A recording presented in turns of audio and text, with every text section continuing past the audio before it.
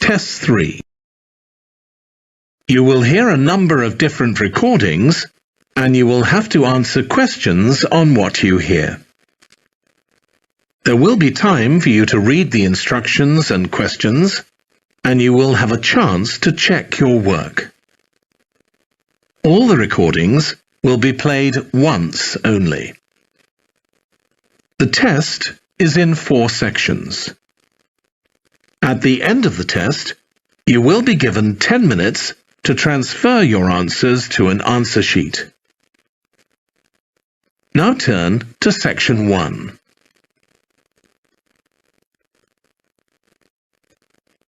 Section 1. You will hear a man phoning the customer services manager of a hotel to get information about holding a conference there. First, you have some time to look at questions 1 to 5.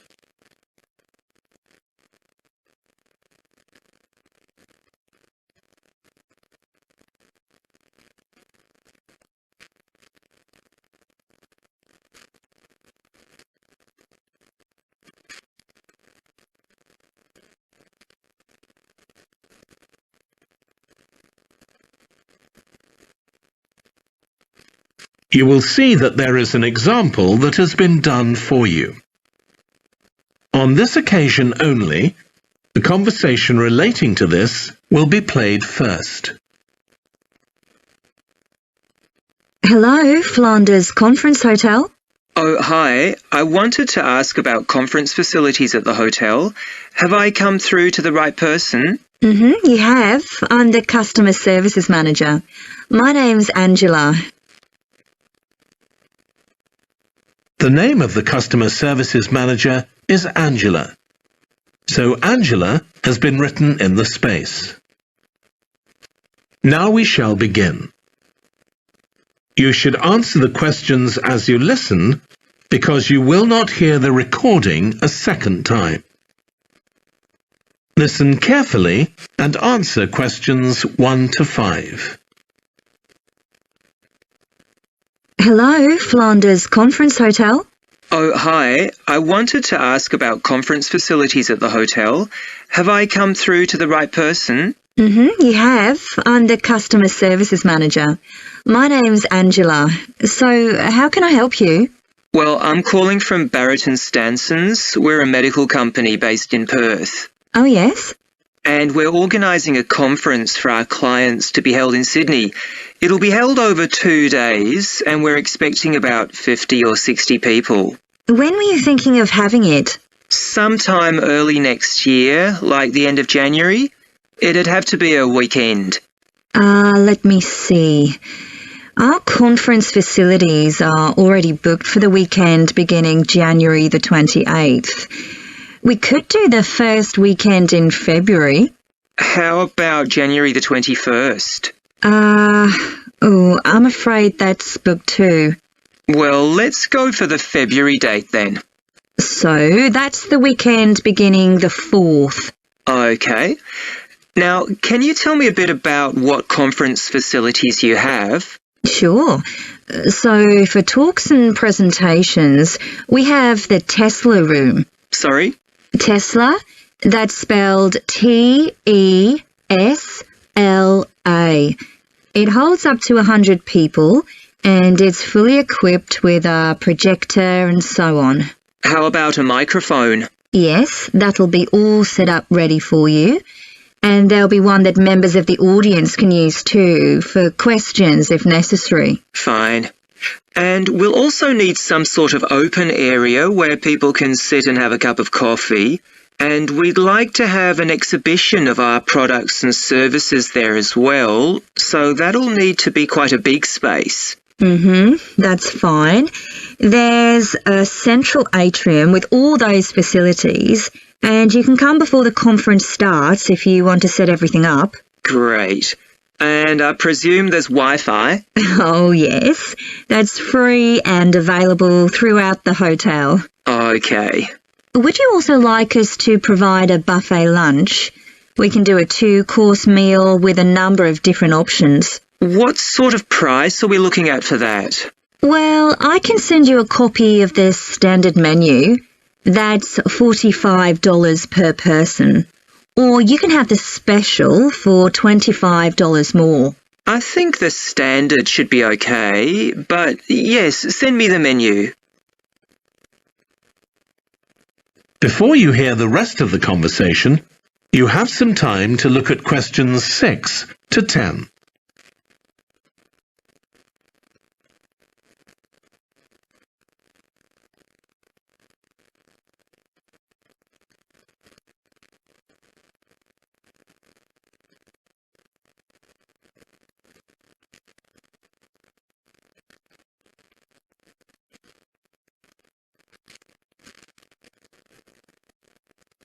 Now listen and answer questions 6 to 10.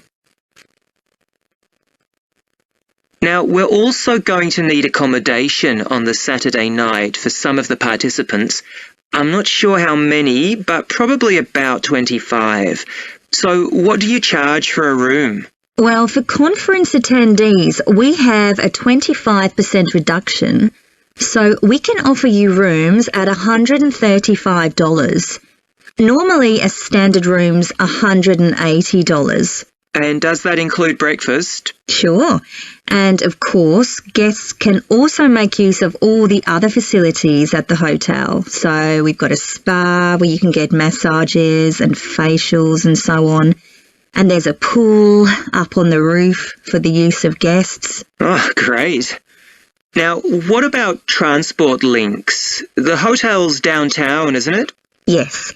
It's about 12 kilometres from the airport, but there's a complimentary shuttle bus for guests, and it's only about 10 minutes walk from the central railway station. Okay. Now, I don't know Sydney very well. Can you just give me an idea of the location of the hotel? Well, it's downtown on Wilby Street. That's quite a small street, and it's not very far from the sea. And of course, if the conference attendees want to go out on their Saturday evening, there's a huge choice of places to eat. Then, if they want to make a night of it, they can go on to one of the clubs in the area. There are a great many to choose from. Okay. So, if we go ahead with this, can you give me some information about how much we're looking at? That is the end of section 1. You now have half a minute to check your answers.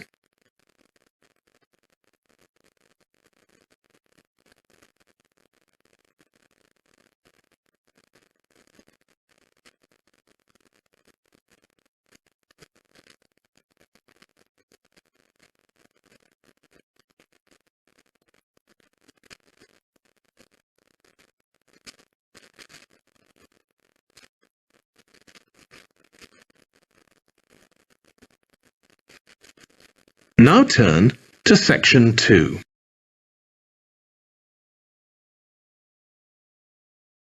Section 2. You will hear a woman talking to a group of college students about volunteering to help other people. First, you have some time to look at questions 11 to 14.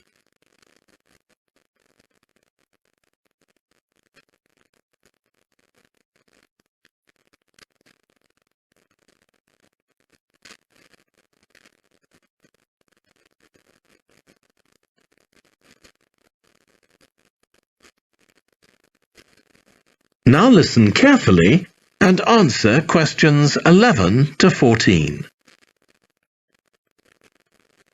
Good morning. My name's Lucy Crittenden, and I'm the Director of Operations for an organisation that arranges volunteering in this part of the country. I'm hoping I can persuade one or two of you to become volunteers yourselves. Let me start by briefly explaining what we mean by volunteering. Volunteers are teenagers and adults who choose to spend some time unpaid helping other people in some way. Most volunteers devote 2 or 3 hours to this every week, while a few do much more. The people they help may have physical or behavioural difficulties, for example. Volunteers can do all sorts of things. depending on their own abilities and interests. If they're supporting a family that's struggling, for example, they may be able to give them tips on cooking or recommend how to plan their budget or how to shop sensibly on their income. They might even do some painting or wallpapering, perhaps alongside any members of the family who are able to do it. Or even do some babysitting so that parents can go out for a while. The benefit from volunteering isn't only for the people being helped. Volunteers also gain from it. They're using their skills to cope with somebody's mental or physical ill health, and volunteering may be a valuable element of their CV when they're applying for jobs. Employers usually look favourably on someone who's given up time to help others. Significantly, most volunteers feel that what they're doing gives them a purpose in their lives. And in my opinion, they're lucky in that respect, as many people don't have that feeling. Before you hear the rest of the talk, you have some time to look at questions 15 to 20.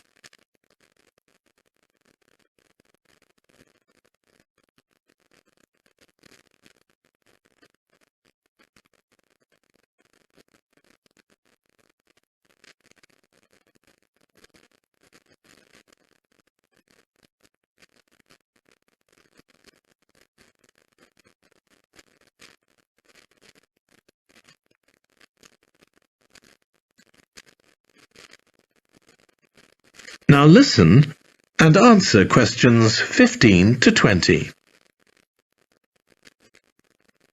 Now I'd like to tell you what some of our volunteers have said about what they do, to give you an idea of the range of ways in which they can help people. Habib supports an elderly lady who's beginning to show signs of dementia. Once a week they, along with other elderly people, go to the local community centre where a group of people come in and sing. The songs take the listeners back to their youth, and for a little while they can forget the difficulties that they face now. Our volunteer Consuela is an amazing woman. She has difficulty walking herself, but she doesn't let that stop her.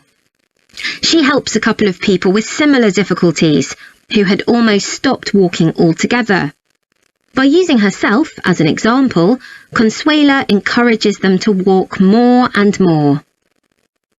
Min visits a young man who lives alone and can't leave his home on his own, so he hardly ever saw anyone. But together they go out to the cinema or to see friends the young man hadn't been able to visit for a long time. Tanya visits an elderly woman once a week. When the woman found out that Tanya is a professional dressmaker, she got interested. Tanya showed her some soft toys she'd made, and the woman decided to try it herself. And now she really enjoys it and spends hours making toys. They're not perhaps up to Tanya's standard yet, but she gains a lot of pleasure from doing it. Alexi is a volunteer with a family that faces a number of difficulties. By calmly talking over possible solutions with family members, he's helping them to realise that they aren't helpless and that they can do something themselves to improve their situation. This has been great for their self-esteem. And the last volunteer I'll mention, though there are plenty more, is Juba. She volunteers with a teenage girl with learning difficulties who wasn't very good at talking to other people. Juba's worked very patiently with her, and now the girl is far better at expressing herself and at understanding other people. Okay, I hope that's given you an idea of what volunteering is all about. Now I'd like to talk to you about... That is the end of section 2. You now have half a minute to check your answers.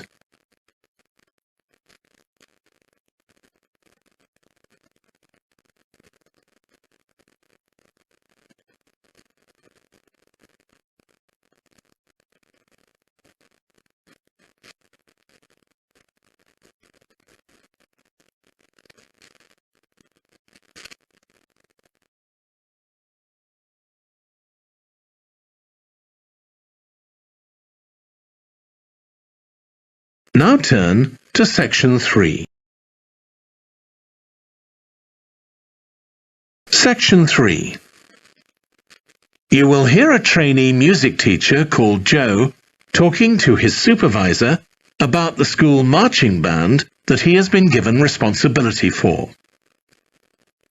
First, you have some time to look at questions 21 to 26.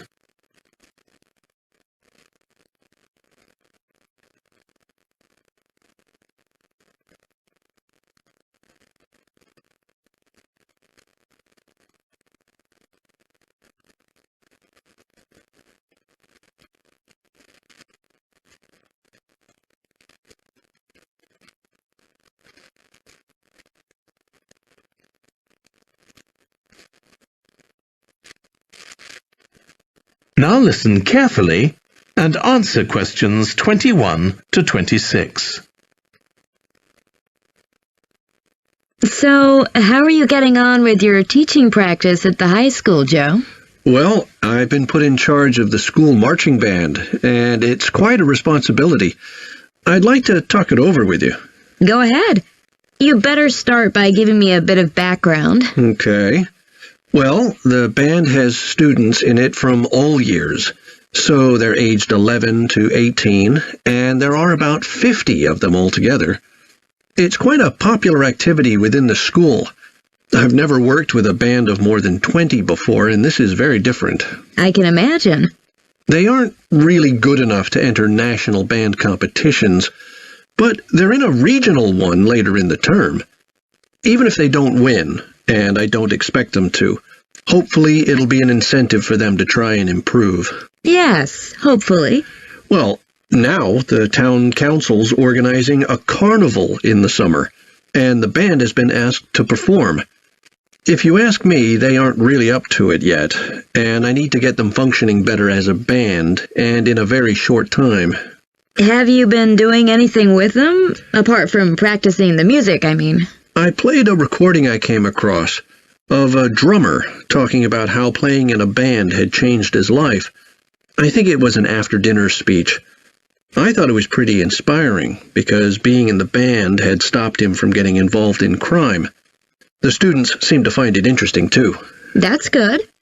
I'm planning to show them that old film from the 1940s, Strike Up the Band, and talk about it with the students. What do you think? Good idea.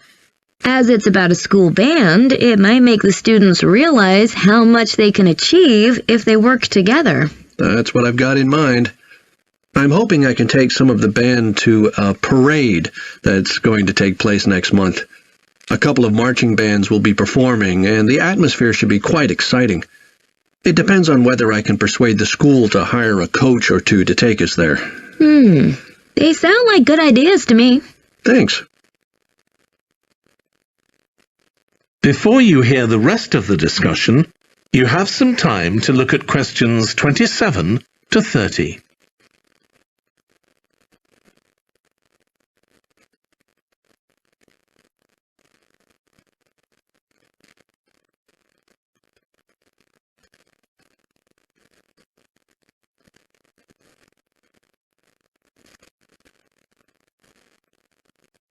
Now listen and answer questions 27 to 30.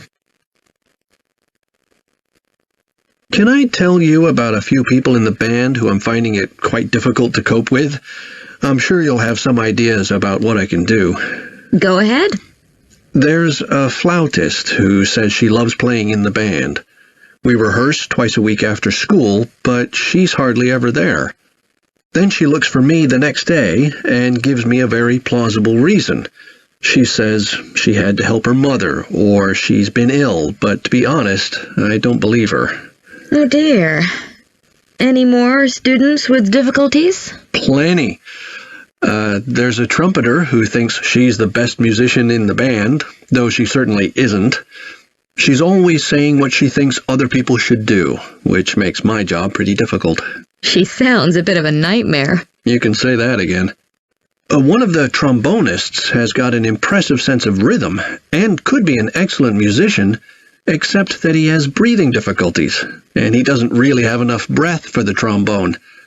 He'd be much better off playing percussion, for instance, but he refuses to give up, so he ends up only playing half the notes.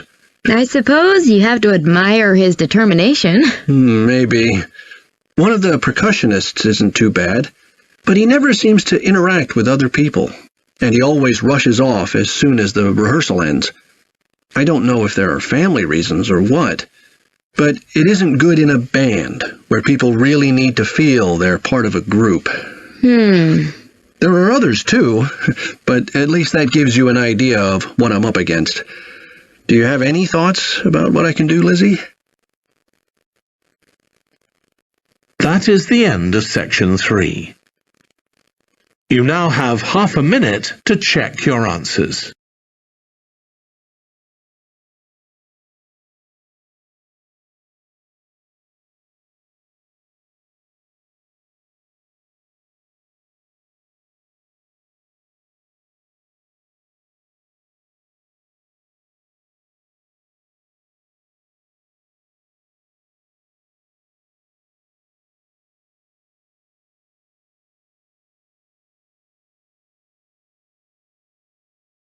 Now turn to section 4. Section 4. You will hear a British University lecturer in music talking about concerts in an arts festival. First, you have some time to look at questions 31 to 40.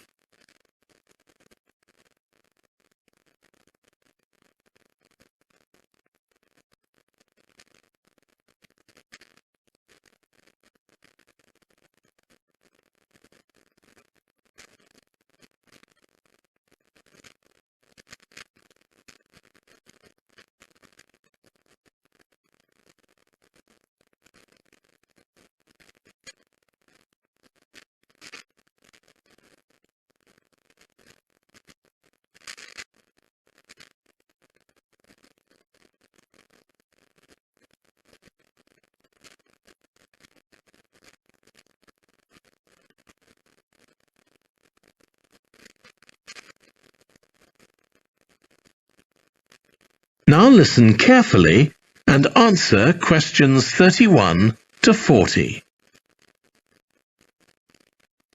As you all know, the university is planning an arts festival for later this year, and here in the music department we've planned 3 concerts. These will be public performances, and the programme has just been finalised.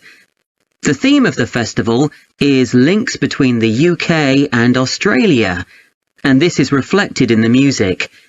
Each concert will feature both British and Australian composers. I'll tell you briefly about the Australian music, as you probably won't be familiar with that. The first concert will include music by Liza Lim, who was born in Perth, Western Australia, in 1966. As a child, Lim originally learned to play the piano, like so many children, and also the violin. But when she was 11, her teachers encouraged her to start composing. She found this was her real strength, and she studied and later taught composition, both in Australia and in other countries. As a composer, she has received commissions from numerous orchestras, other performers, and festivals in several countries. Liza Lim's compositions are vibrant and full of energy, and she often explores Asian and Australian Aboriginal cultural sources, including the native instrument, the didgeridoo. This is featured in a work called The Compass. Her music is very expressive, so although it is complex, it has the power of connecting with audiences and performers alike. In the festival, we're going to give a semi-staged performance of the Oresteia. This is an opera in 7 parts, based on the trilogy of ancient Greek tragedies by Aeschylus.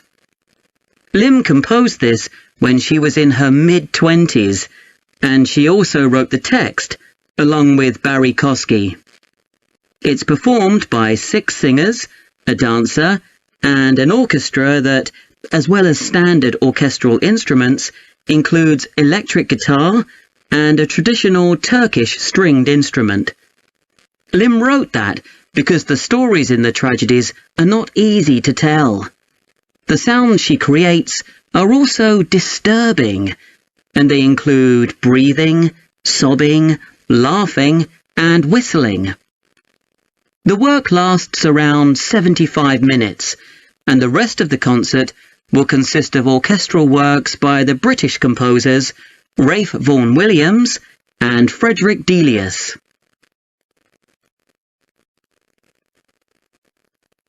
Moving on now to our second concert.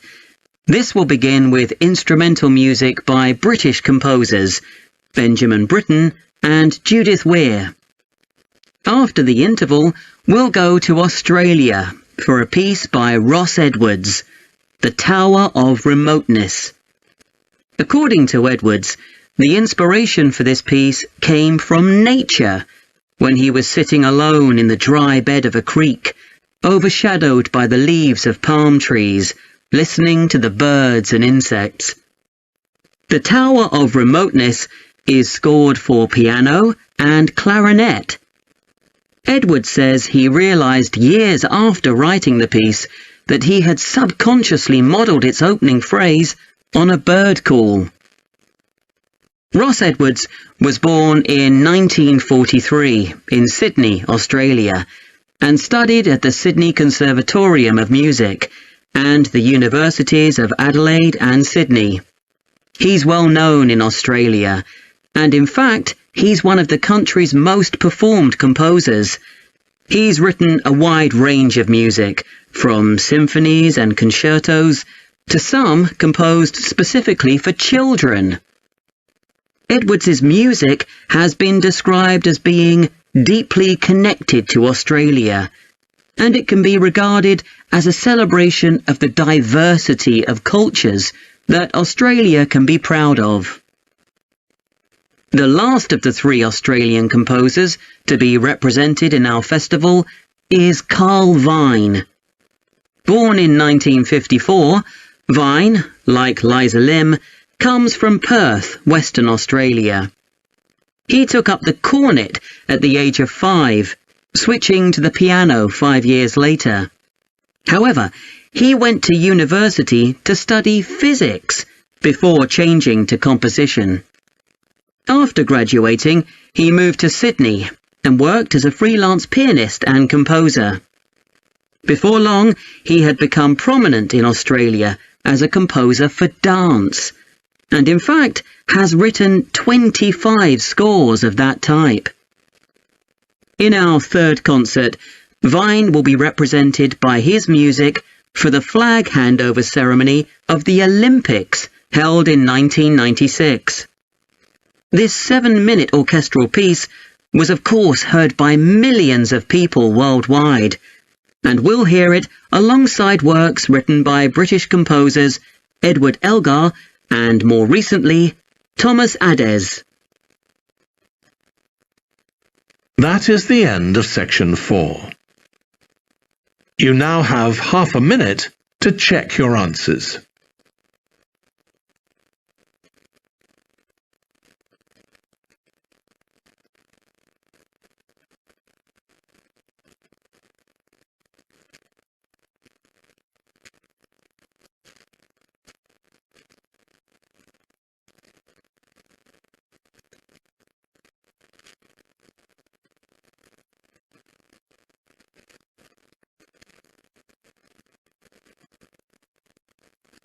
That is the end of the listening test. In the IELTS test, you would now have 10 minutes to transfer your answers to the answer sheet.